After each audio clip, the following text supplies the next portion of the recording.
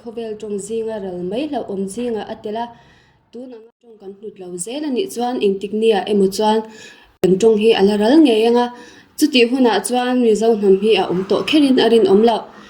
ho soichha ta kan omlo nan idin thar le ang u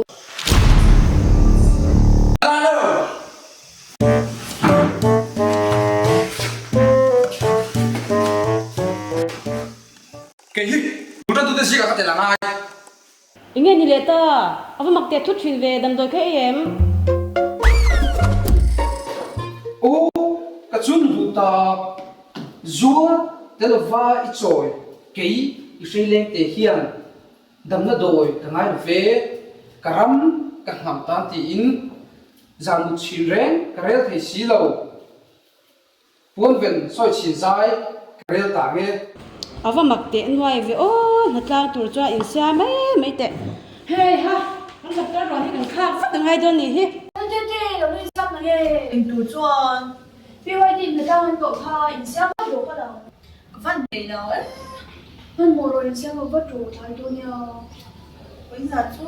Văn rất là tập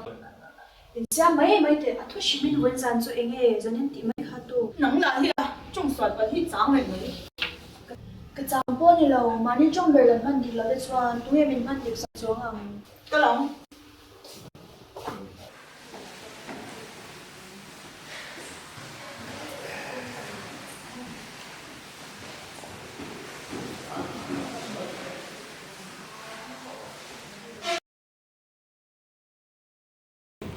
thằng thằng khơi máu tiền giúp phát tin hà liên tục. Apa makeo lang bal pui to in ka tui na halan ti chu kha itui hal ni zok lo mo Những ngày đang làm nom chuồng có sử dụng khi thiểm thấu khá. ente zo muan kan trong kan man phim khur tok lo awanga diknia kan ngai kan pal jam ta khi tam te mai sin kan trong nei sa a hau sak tok to lo te lu nen kan nei sun tal hi chu dik takin ni mang teng u Lớn tập chưa? Tôi thì xuống khá. Zanina han ke niram thar local PYD te chuan community na voice nang kan hatanga natang tok chwa khote kan lo kom kwal do na ni e una pathang thangi chaw tu em chau lo ve enge PYD in project kan nei te min han soi sakala tuna project lo soi kha ka benga kheireu maya project ti ai chuan ma chop te ti zo kila a thalong mo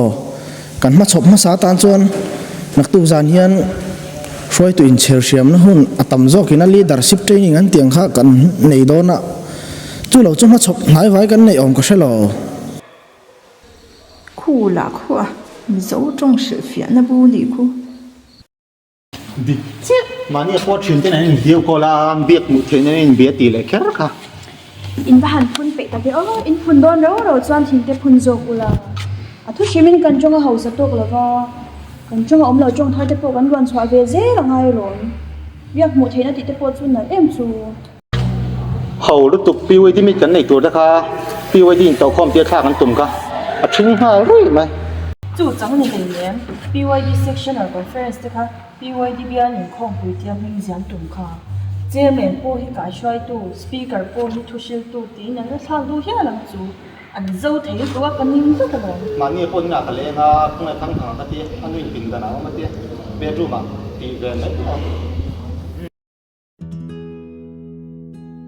kan tu le fa thang thar lo la om zel tu te tan hian kan jong le chun hi kan hum him lo chuan dem kan lo veo lawang mo